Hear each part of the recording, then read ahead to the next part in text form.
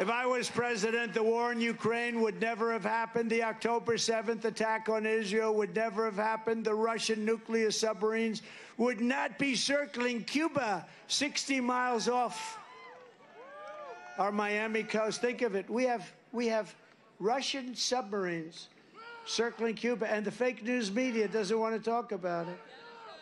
If you were president, they'd be calling for your indictment. If Bob was president, but you could handle it, you've proven that. If anybody was president that was a Republican, they don't even talk about it. Think of it. We have Russian submarines and Russian warships in Cuba, and Cuba's right next to Miami, in case you don't know. Can you imagine? And the fake news media, those people right there with all those cameras, they don't want to talk about it.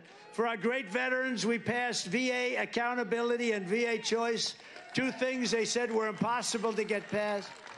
And while Joe Biden pretends to be a defender of veterans, Crooked Joe has tried to rehire the sadists who mistreated our great. You know, we fired 9,000 people out of the VA because they were sadistic, they were sadists, they were hurting our veterans, they were thieves, they were crooks, they were bullies. We fired 9,000. Biden now wants to hire them all back. He's trying to reinstate 5,000 poorly performing VA. These are all people that I fired, VA employees that I fired, and give them back full pay. We fired them because they were sadists and they were bullies and they were hurting people that weren't in prime time.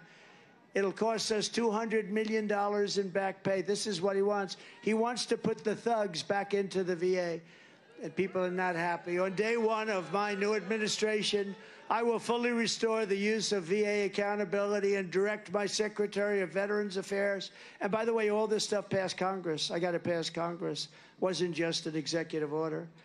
And direct my Secretary of Veterans Affairs, my last one did a great job, to fire every corrupt abuser of our veterans who Joe Biden wants to keep on the payroll, wants to have them back.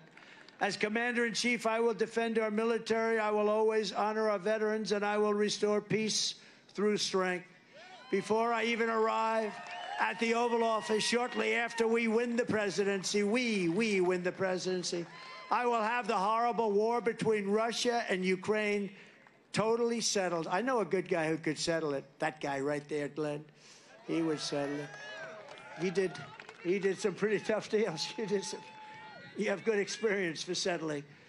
Yesterday's debate should make it clearer than ever how important it is to elect a competent president who will prevent World War III. I'm the only one that can say it. I know every one of those players, and they respect us.